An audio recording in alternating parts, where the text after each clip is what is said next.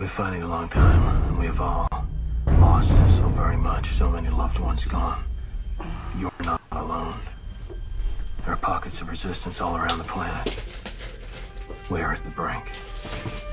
You have no idea how important you are. If you're listening to this, you are the resistance. Ave Maria Stella, Dei Mater Alma, ad semper Virgo, Felix Everybody, welcome back. Steve with Sense Fidel. I'm coming at you with the CESJ Tag Team All-Star lineup of Don Brohan and Michael Graney of the book Economic Personalism. Don, Michael, thank you again. Welcome back. Oh, it's good to be back. So, what were you going to say? I said short hiatus. It's okay. No, videos don't go away. So, if we keep going over and over, people are going to say that the podcast has turned into the CSSJ podcast system. So, I'd have to change the title. There you go. So anyway, we're back to part 7 of the economics of reality and justice. So, what does binary economy? I didn't write this, folks. I'm reading it from another guy who says he's an author. What does binary economics recognize only 2 factors of production, and what are they?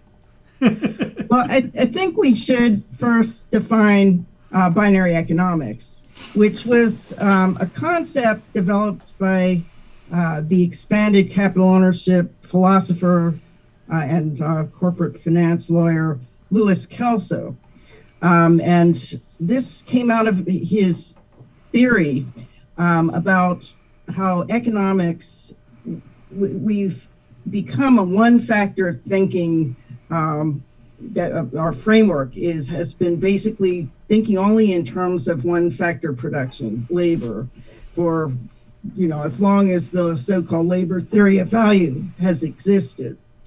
And Kelso observed that since the Industrial Revolution, more and more production can be attributed not to human beings getting smarter or faster, more efficient, but by introduction of new, more efficient machines, and now you have computers and artificial intelligence and robotics that can do much more work than a human being alone, or even a group of human beings. So the problem with this is that when people are dependent on their jobs, their labor incomes to survive, and it becomes more cost efficient for a business or an owner to replace them with technology, those people who depended on their jobs now no longer have an income. They can't be productive. And so then you either let them all starve to death, or you have some form of redistribution comes in. So Kelso looked at, what if you boil down what is producing goods and services in the economy. He says it's basically, if you really narrow it down to the simplest categories, it's people and things, or labor and capital. And I should say we have to distinguish. When we say labor and capital, we're not talking about groups of people, like just the workers are labor, just the owners are capital. We really are looking at human input, whether it's physical, mental, whatever, entrepreneurial, or capital input, which can be in the form of land, structures, machinery, artificial intelligence, etc. So when you think in binary terms, that it is the interplay of these 2 factors of production, then you also have to think in terms of production and income, and Mike will explain this more, but it's essentially, how do we make sure that there's going to be a balance in both if you look at the macroeconomic level, how do you make sure that production and consumption stay in balance? And if some people can't produce enough to afford to consume, and some people are producing so much they can't possibly consume the income they're producing, you get this huge imbalance, and it has many other terrible effects. So Kelso saw that if we think in terms of making the ability to become a capital owner equally accessible to every person, that will naturally solve that problem of imbalance between production and consumption, and people will be able to gain, as they need to, more income from their ownership than maybe from their labor. So that's sort of an overview of binary economics, and Mike can maybe comment some more on the rest of the question, which you can repeat. Essentially, what Kelso did was independent of some fellow named Carol von Thiele, John Paul II, realized, consistent with Aristotelian logic, in which reality is divided into A and not A. So the factors of production must be divided into persons and things, because in personalism there are persons and there are things. That is, human beings who are natural persons and everything else. I mean, this is basic logic. That which is, and that which is not that thing is something else. So not everything in the universe is binary, but in terms of logic, it is. So that what Kelso and Adler did was put together a system that was absolutely compatible with Aristotelian logic, as did in his personalist philosophy. No, technically it's not a philosophy, it's a theory within Thomist philosophy, John Paul II, with his personalism, which you will see in his encyclicals, divided everything into persons and things, cosmically, whereas only in the sphere of economics, Kelso and Adler put it into persons and things. That's why there are two factors of production in binary economics as opposed to the one factor of Keynesianism or the infinite factors of some other schools of economics. Traditionally, they divided into land, labor, and capital. But land and capital, meaning technology, are both non-human. So what Kelso did was eminently logical, just divided into human and non-human. So the problem sounds like logic is the key word right there that nobody likes to use these days. I mean, well, let's not get technical in that fashion. I mean, yes, man is supposed to be the reasoning animal, but let's cut us some slack here. Make Aristotle great again? Right.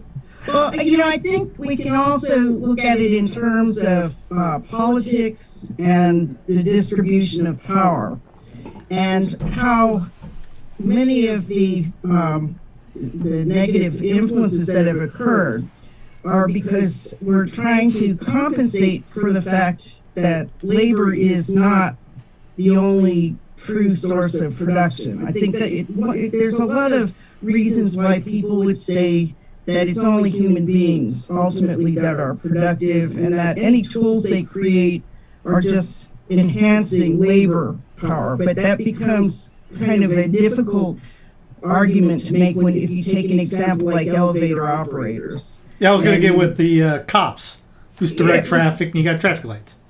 Well, with the elevator operators, the reason I bring that up is that originally they required a human being to be in there and making it go up and down.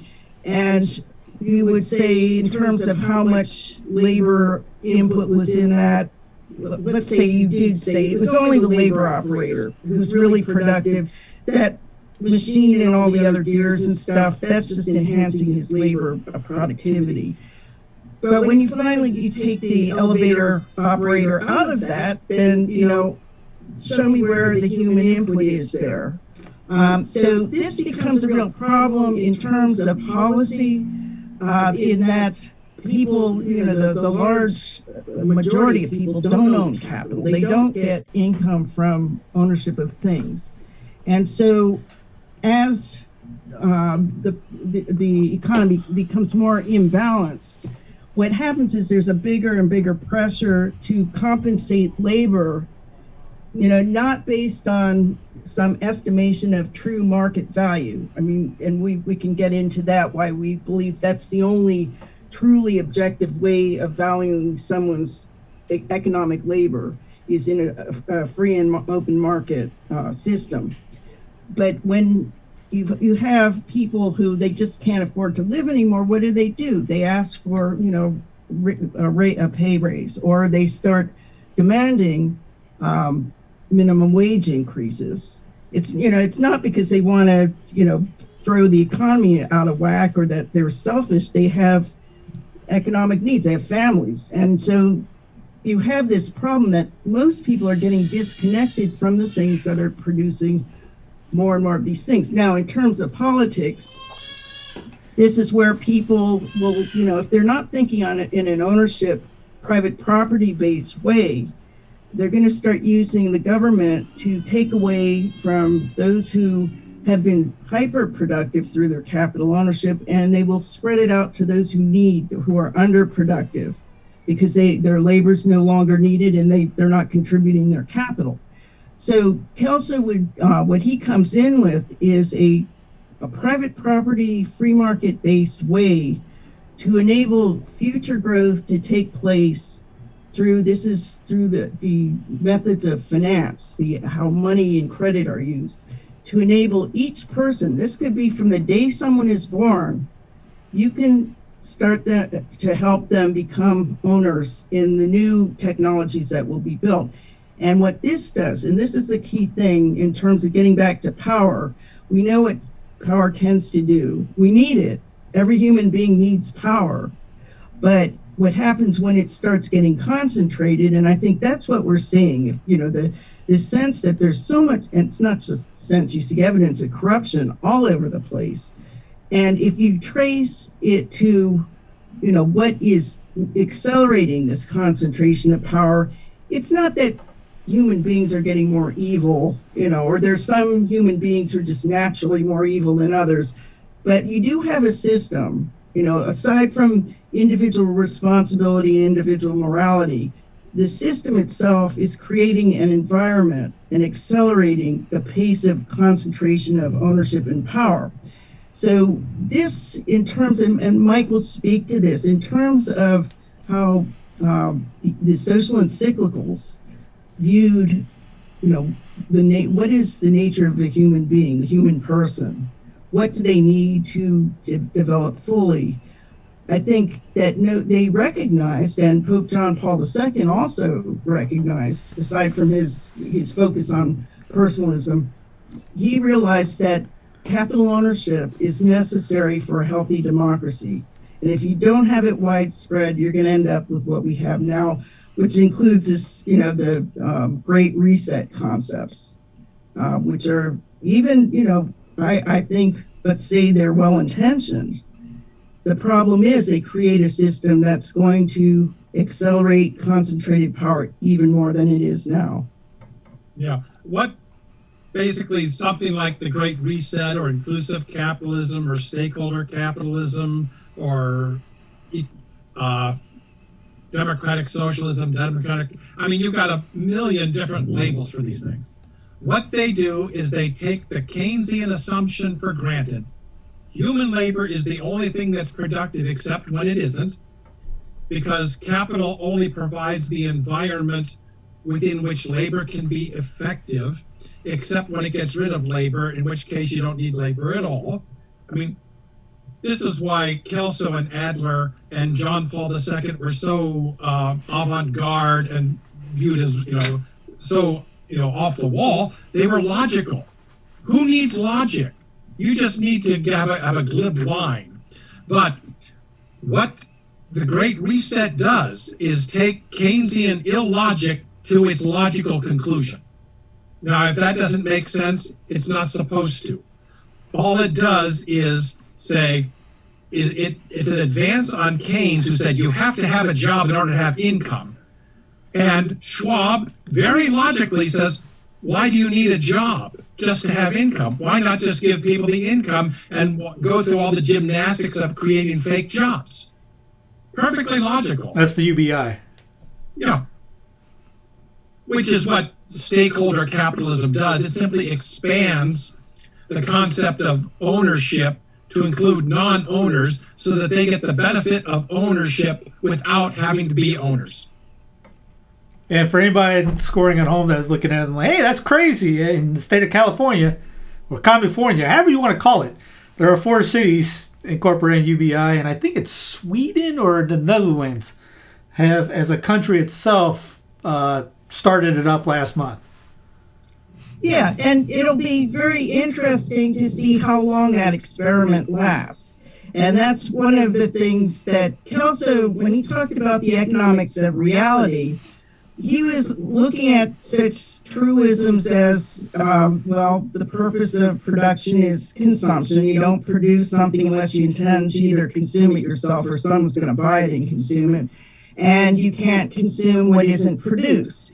So if you're starting to just spread around income from those who are productive to those who are not, what you've already said is it doesn't matter that this huge number of people are not producing. They are getting incomes directly. And that, just from an economic standpoint, it's not sustainable. I mean, you've got to really, each of us can be productive. I mean, and this is sort of an extreme example, but even someone who is in a coma, newborn baby, people who are just not capable of being employed, or, for whatever reason, they can become owners of capital. Now, in the case of someone, a newborn baby, they're not going to be able to make judgments as to, for example, how they would invest capital credit to purchase shares. That the parents have to make that decision for the child. And similarly, someone in a coma could still become an owner as long as you have a fiduciary, a trustee, who's making the correct investment decisions so that the person acquires the ownership, and then the fruits, the income or dividends, are paid to that, the person who owns it. So the whole system is geared right now towards saying only labor is truly productive, even though you will have economists from across the spectrum, the Keynesians and the market-based people, they'll say, no, that's not true. We know that there's 3 factors of production. There's labor capital land or labor capital entrepreneurship. Well, the problem is when you look at how incomes are distributed, though, and you ask, okay, in a market-based system, if you wanted to find out what your labor input is worth, you would, and this requires transparency of information and, access to information, you go around and you try and find the best, highest offer you can for your, what you're able to give your labor. And that will tell you what your labor input is worth.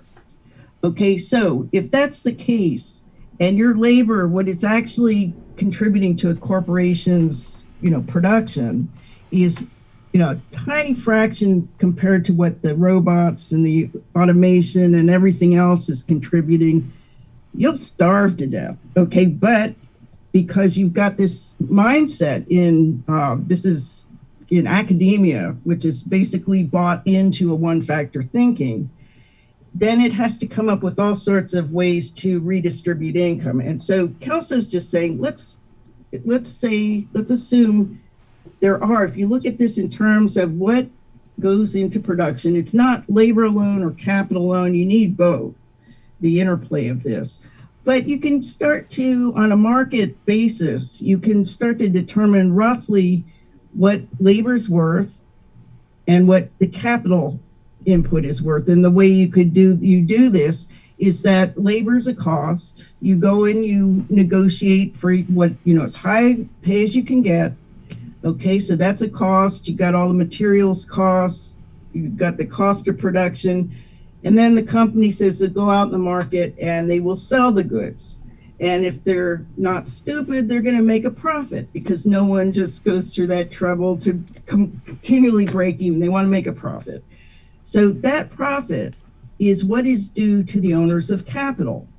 If you subtract all the costs from the price. The profit is what we would say is what the owner should be getting.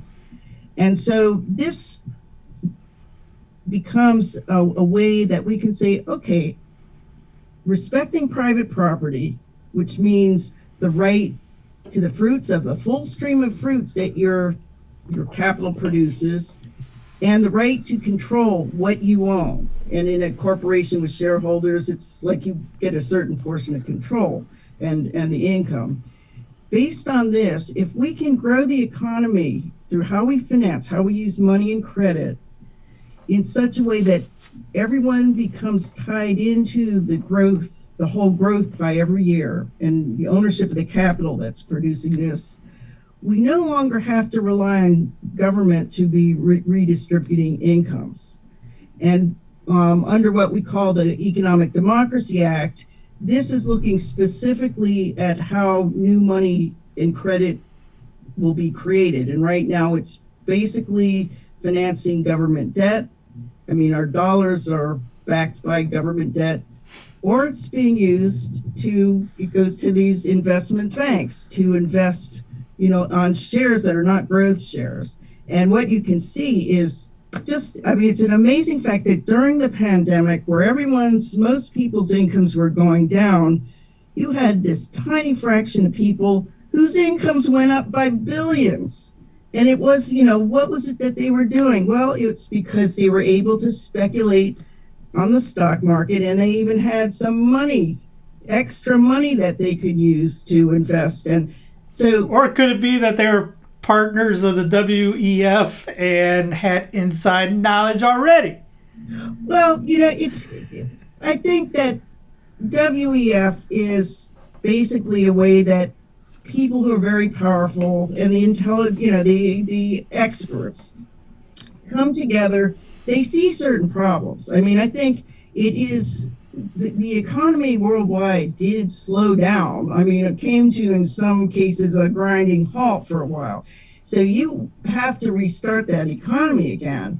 And so you see that, what are we going to do about that? And they see a lot of the poverty that resulted. I mean, it's really, really serious, and people are dying. So they see these problems. They acknowledge that technology is replacing a lot of labor. I mean, they see the robots, this Elon Musk and the transhumanism agenda. Yeah, I mean, they acknowledge that this is a problem. If we can't figure out how people are going to earn an income, we're going to have a serious problem. Kill them all. Yeah, well, that's one way to do it. Yeah. Well, because you brought up that, because the opposite way is utilitarianism. If you're not worth it for the economy, well, I guess we can off you. Yeah. Both from baby infants to the elderly. Yeah.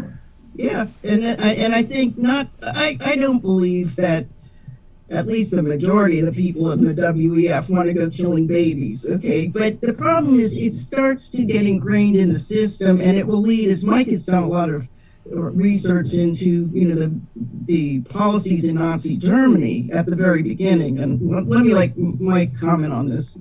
Well, what I was going to say is one of the points that a fellow named John Perkins made in his book, Confessions of an Economic Hitman, was that there is no conspiracy. There doesn't have to be one.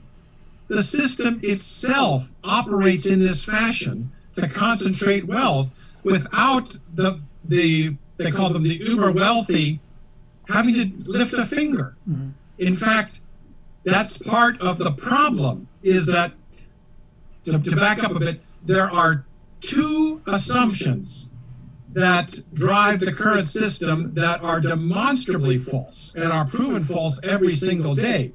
One, you need accumulated wealth in order to finance economic growth.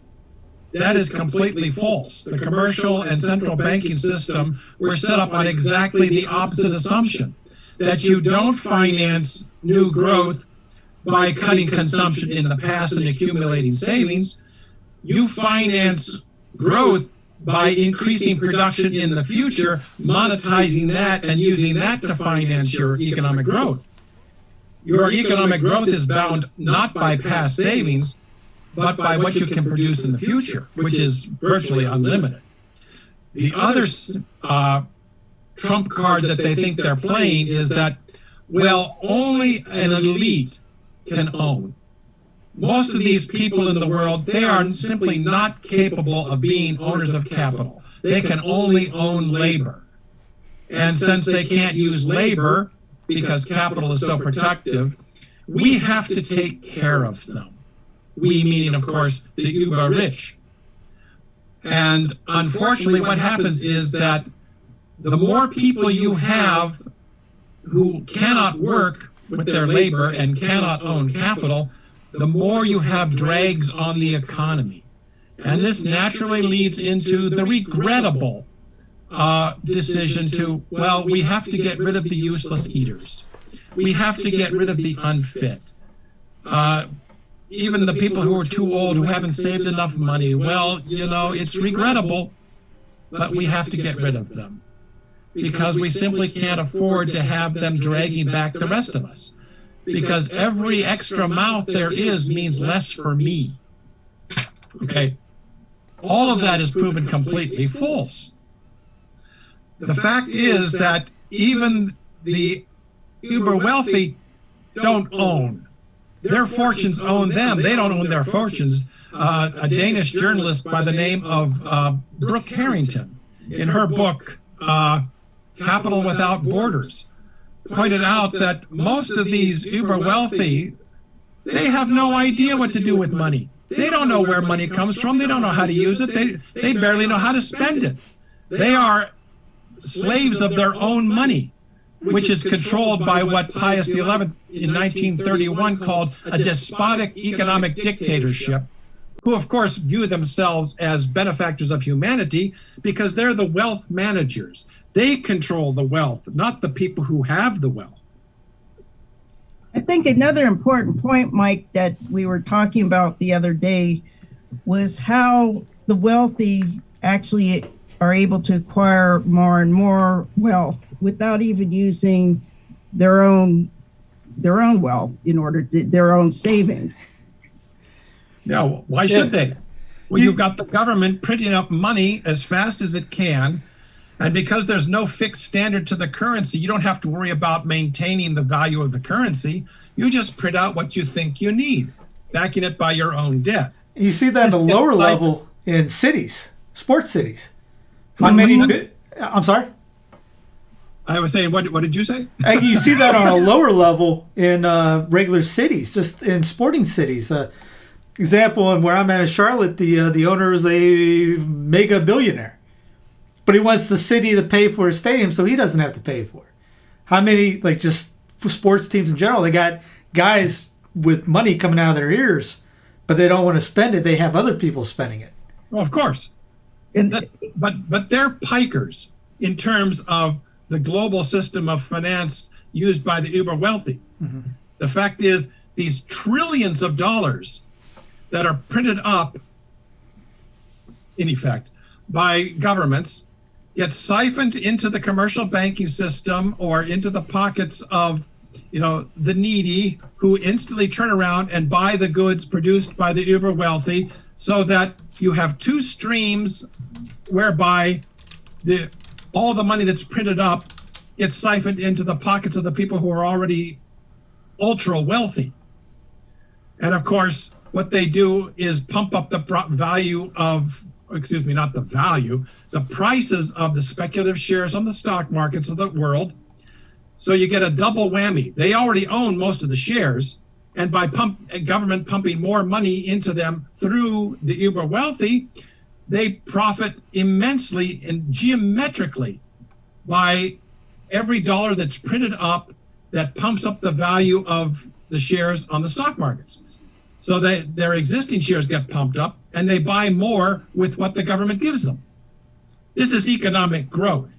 Thank you very much. Oh, Mike, for your time tonight. just one thing I want to mention is that's how wealth was increased on the stock market, which I think, from what I could see, the economists are attributing most of the increase in wealth to that. But you also were mentioning that in terms of real investment, that what the wealthy have is collateral, and that when they're most business transactions, this is not going through the stock market, this is business to business. As long as you go to a lender and you show you have collateral, not only do you not even have to borrow past savings or use your own savings, you will have, in effect, created money through the acceptance of these contracts.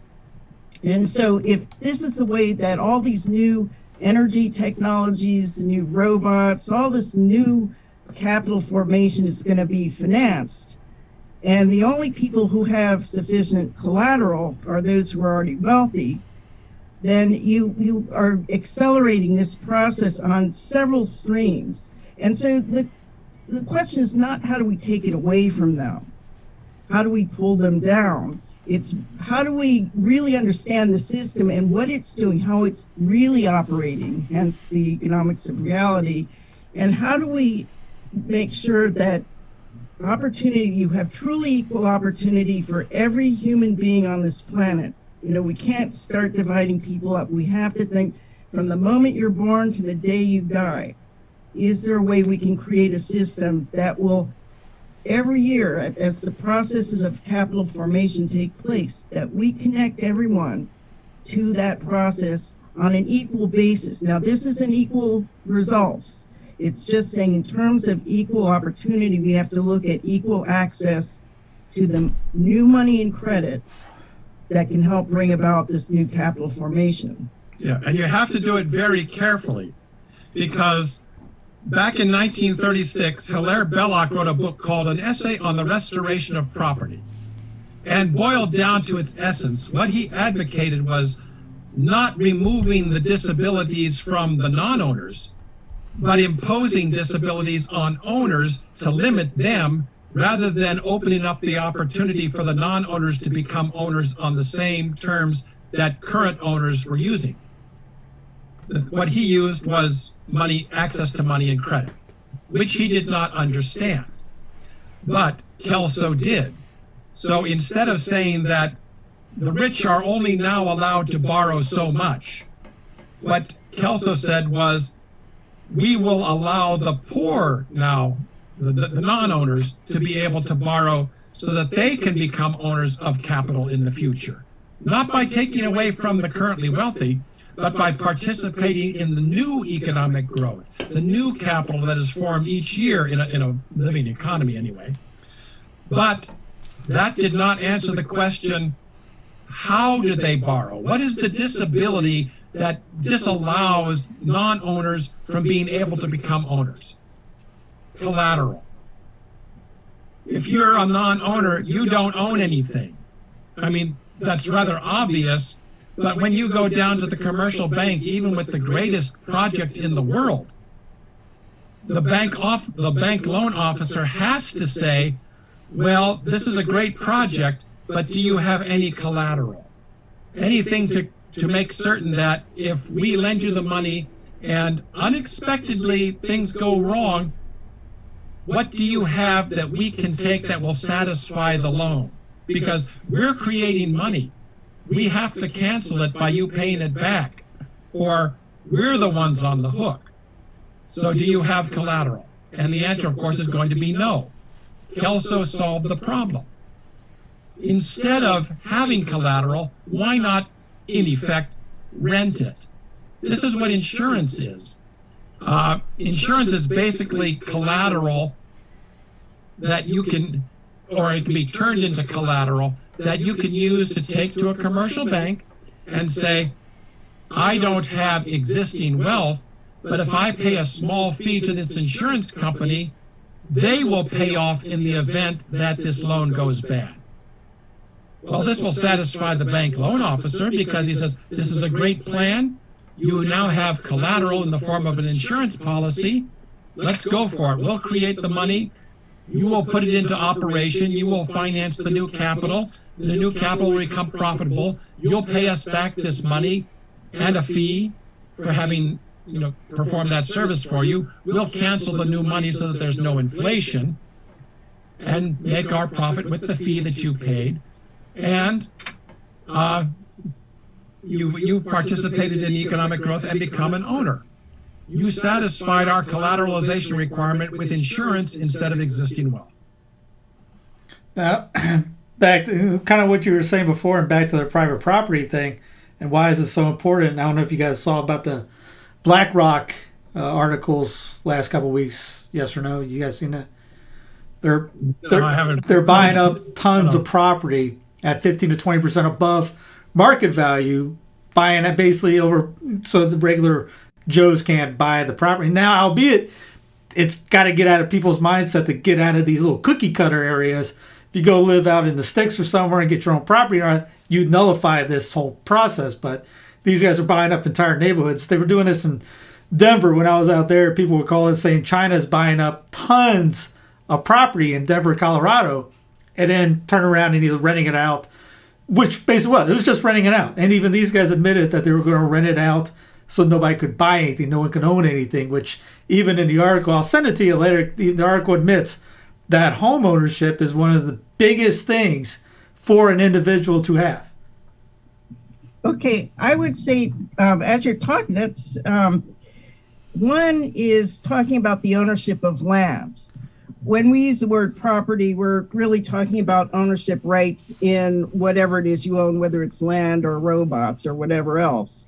But what they're doing by purchasing something that's finite, and that's land, what they can do is prevent anyone else from buying it and forcing others to rent from them. Now, we have an alternative approach to how land could be owned and developed. And in this way, respecting the property rights of existing owners, you can gradually start transferring land that's owned by the government. And it's amazing how much, actually, if you go into very poor areas, you got a lot of just vacant land sitting there not being used. But if you, starting with that, if you can transfer ownership from the government to a private entity, we call it the Citizens Land Development Cooperative, where every resident has a share in this, they're owners, they're part owners in the land, you can start acquiring land in order to plan it, in order to let people have some say-so over the development in the area, without taking away anything from existing owners. So, over time, you may acquire the land that this corporation would be able to buy plots of land. And so everyone could actually become a private property owner through, it's basically corporation. And what this would do is allow every resident owner to share in the profits from leasing land. It could be to, business corporations. It might even be to residential areas that in owning the land, being a shareholder in this corporation that owns the land that you're operating your business, you, the business, pay a leasing fee, a rental fee to the corporation. And after it pays all of its operating costs, it's distributed as profits among the residents. So this prevents that monopolization of ownership over land, which is a very dangerous thing. And then when you have countries like China, that the government is extremely strategic, they're not thinking in 5-year plans. I mean, they're looking 20, 100 years. And so they systematically have been going to countries that need their money, African countries, you've got some in Europe, Eastern Europe, and they're buying up land. And they are going to become the universal landlords. And that is, given their totalitarian nature, is not a great prospect for the rest of us. So, I think that it's important that we look at all types of assets and also think in terms of property as not just the land, but it's the powers over and, the right to decide, am I going to rent it out? Am I going to just let it sit there? Am I going to put, my company, my businesses, and not allow any other businesses to locate? So again, it's a question of structuring diffusion of ownership and power. Yeah, this was going back to the slogan, I guess you could say, of WEF. You will own nothing and you will be happy. Yes. Or we would say the counter to that is own or be owned. Again, this is why I tapped you guys, because you guys got even the slogans are contradictory to what they're pushing.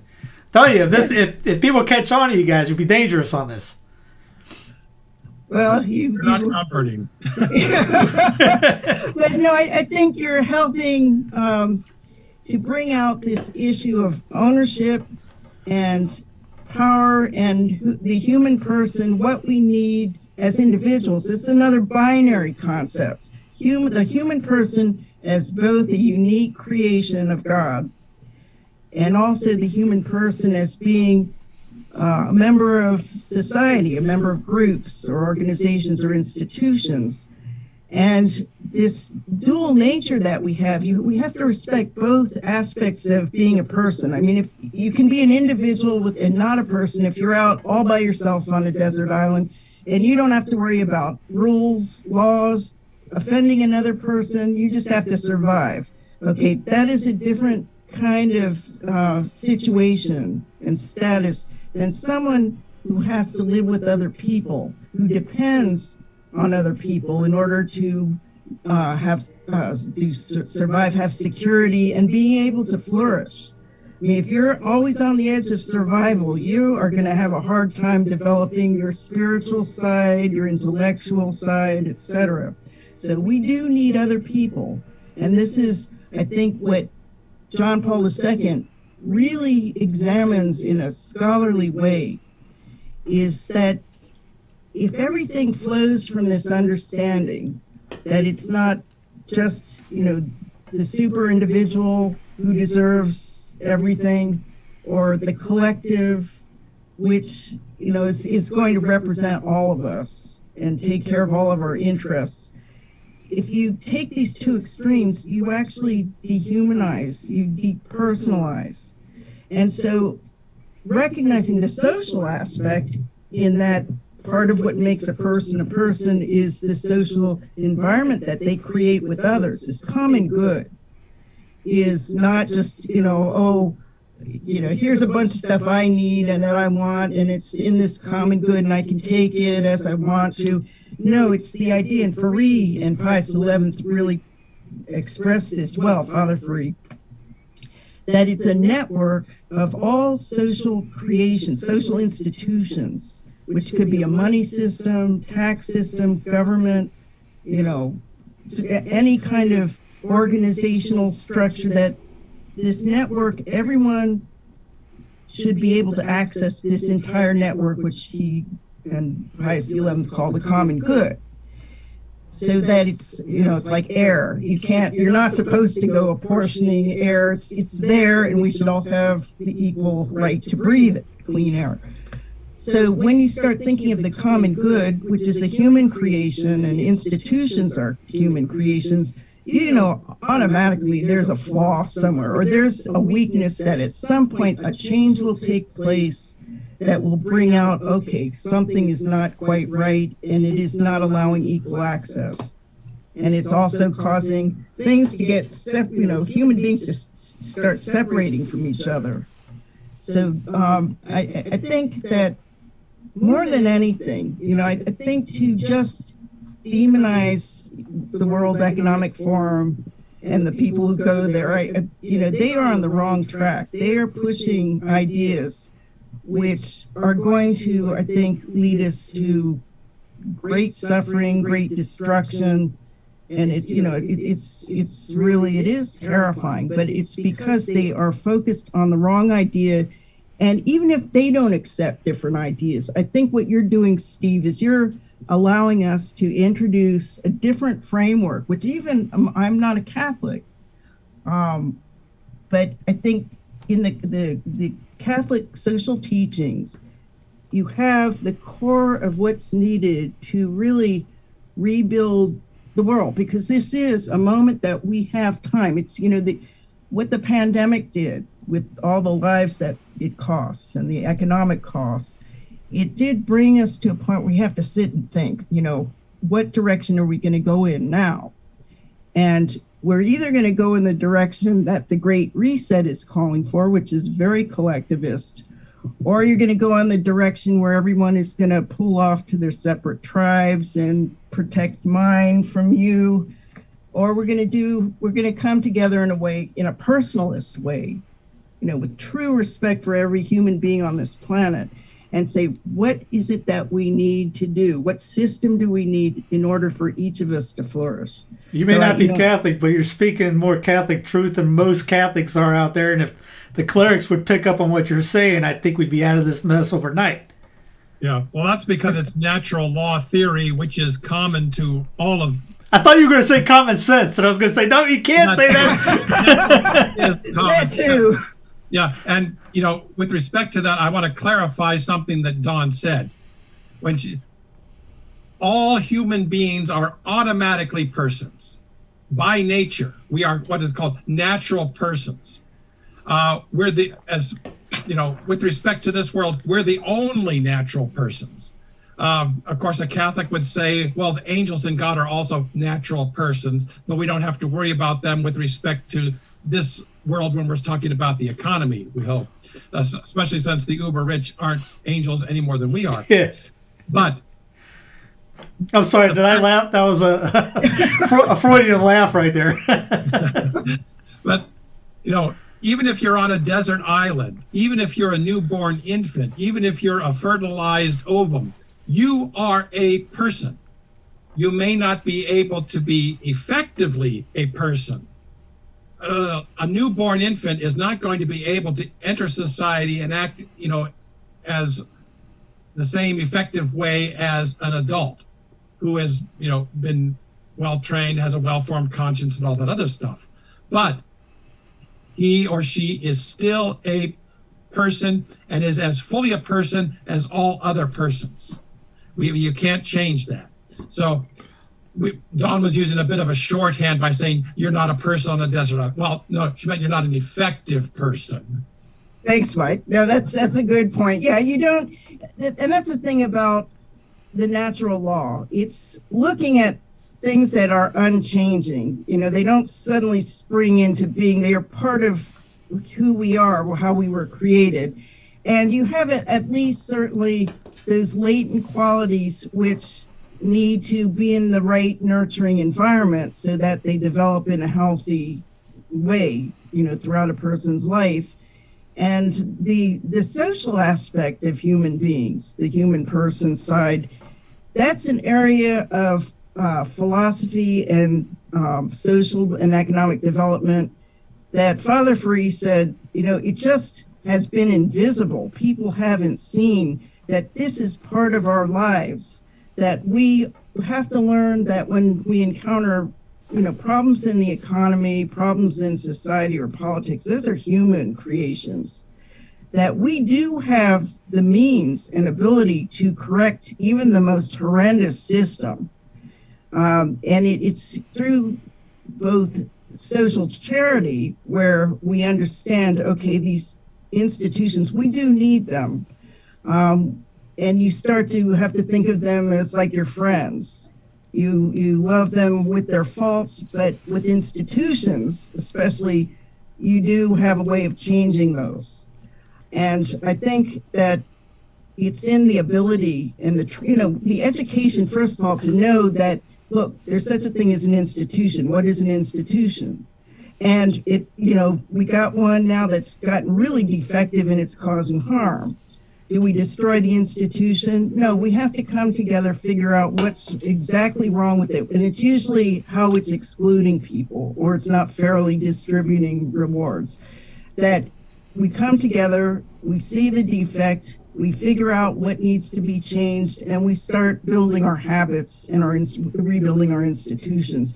But people don't think that way. They think still in very individualistic ways, which can include the idea of individual charity, not realizing that, this is not to say stop being individually charitable. I think that's, very important and essential, but it may not be sufficient, and it is often not sufficient. It's really, you have to then, besides for helping people survive immediately, you have to start thinking about the environment that we all live in, and that's a longer process.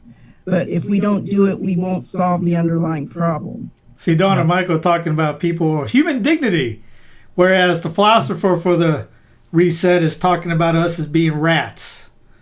So big difference. Yeah, no, UV Harari, he's got a video of him talking about this. They don't want the rats to basically take our positions.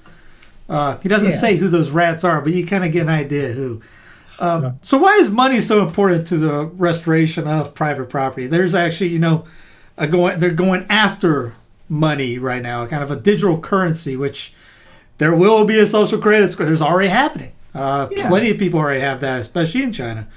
Why is money such a big deal? Well, if you want to boil money down to its absolute essence, all it is the means by which I exchange what I produce for what you produce. Right there, you have everything you need to know about money, which of course means you're going to misunderstand it completely because you have to explain that. If we go back to Adam Smith's first principle of economics, which is consumption is the sole end and purpose of all production. Why produce something if it's not for consumption? And how can you consume something that hasn't been produced? You can't consume what doesn't exist. You have to produce it. Jean-Baptiste Say, with his law of markets, took off from that and said, well, since you can't consume what isn't produced, then you must produce before you can consume. That means you must either produce everything that you consume, or you produce something that you can trade to somebody else for what they produce that you want to consume. That transaction is money.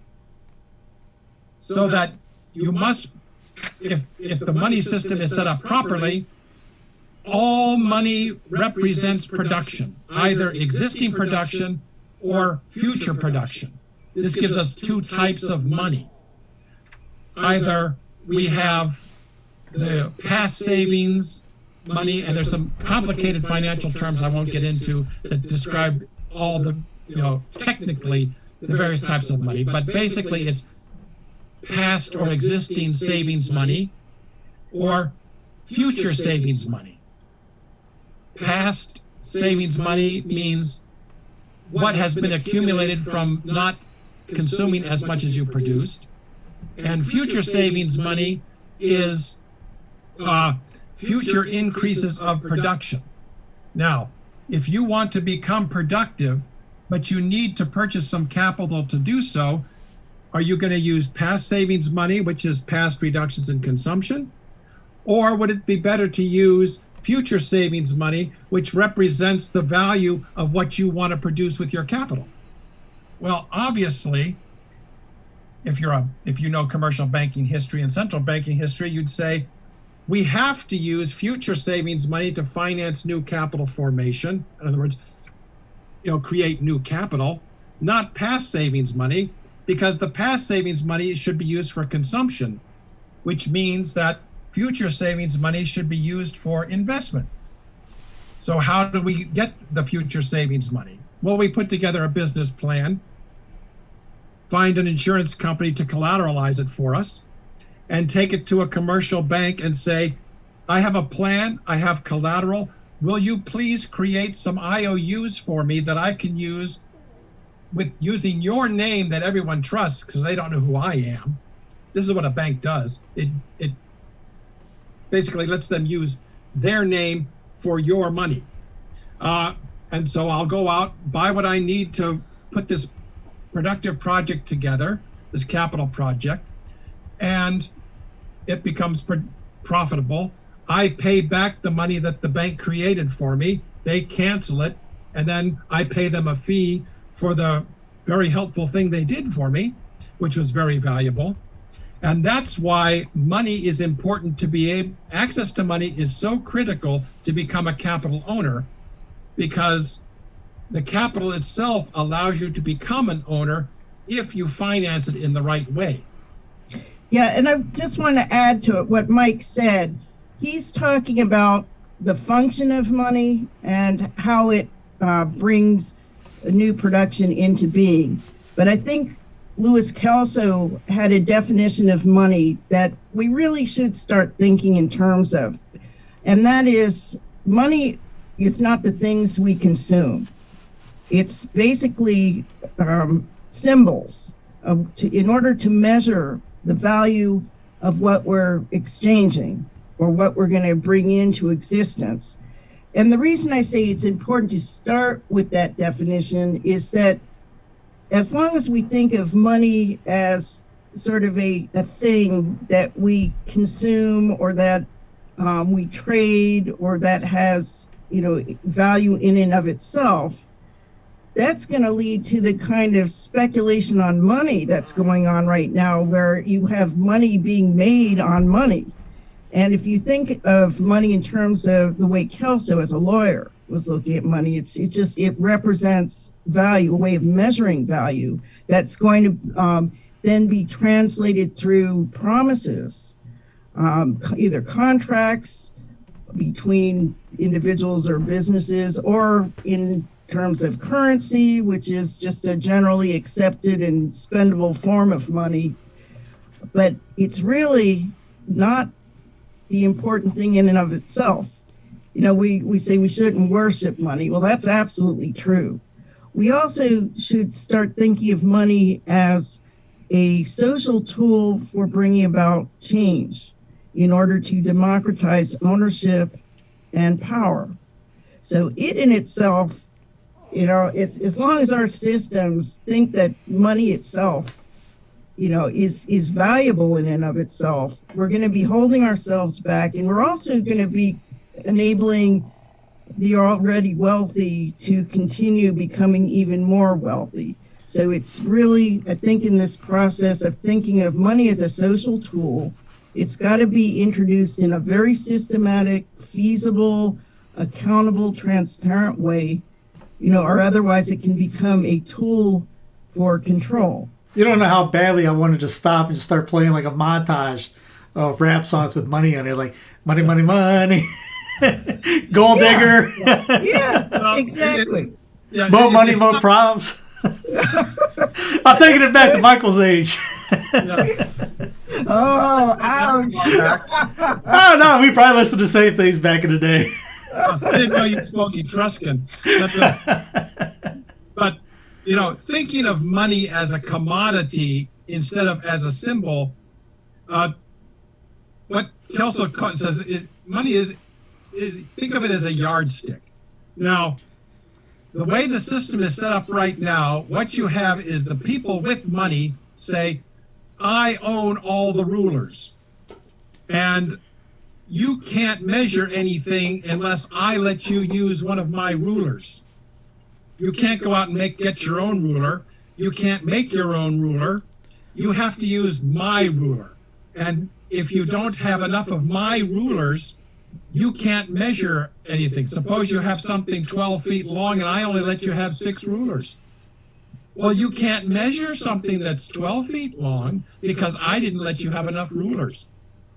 That makes as much sense as saying that you have a productive project or you have existing wealth that I won't let you sell because I'm not going to let you use any of my dollars.